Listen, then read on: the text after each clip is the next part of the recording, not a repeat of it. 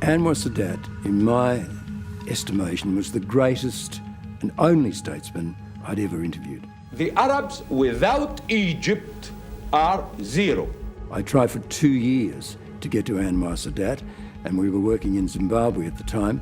And I got a call from Gerald and said, the Egyptians are ready for you to interview Anwar Sadat.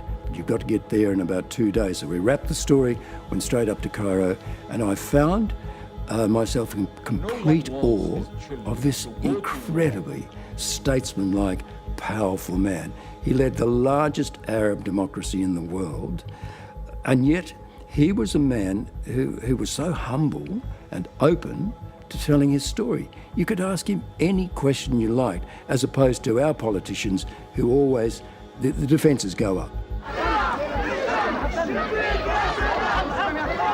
When Sadat travels anywhere in Egypt, people come out to cheer their president. In Meet Abul Qum, it amounts to a hero's welcome. And I asked Sadat, I'd researched his story, I'd heard he shouted at his wife.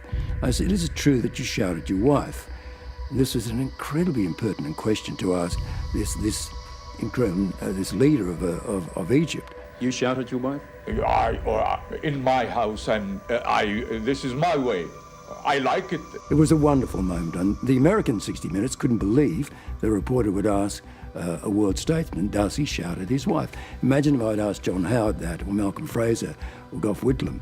I mean, you would have been kicked out of the room. It was the first step towards ending a war that had lasted 30 years. And to make that step, Sadat made himself a target for the fanatic, Arab or Jew. It was a risk, both politically and personally. About 6 months after that interview, Sadat was assassinated.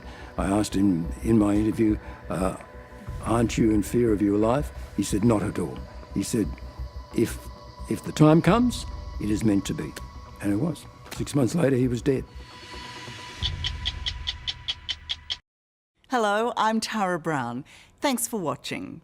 To keep up with the latest from 60 Minutes Australia, make sure you subscribe to our channel.